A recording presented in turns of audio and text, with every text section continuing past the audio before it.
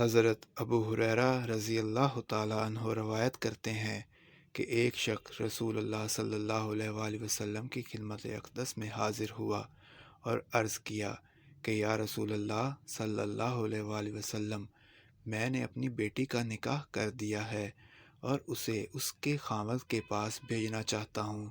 میرے پاس کوئی خوشبو نہیں، آپ صلی اللہ علیہ وآلہ وسلم کچھ عنایت ہی فرما دیں۔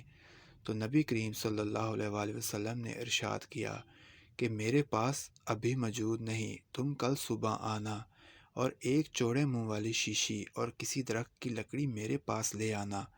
دوسرے روز وہ شخص شیشی اور لکڑی لے کر حاضر خدمت ہوا تو آپ صلی اللہ علیہ وآلہ وسلم نے اپنے دونوں بازوؤں سے اس میں اپنا پسینہ ڈالنا شروع کیا یہاں تک کہ وہ بھر گئی۔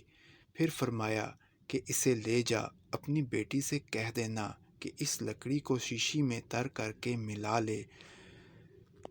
پس جب وہ آپ صلی اللہ علیہ وآلہ وسلم کا پسینہ مبارک کو لگاتی تو تمام اہل مدینہ کو اس کی خوشبو پہنچتی، یہاں تک کہ ان کے گھر کا نام ہی خوشبو والا گھر ہو گیا۔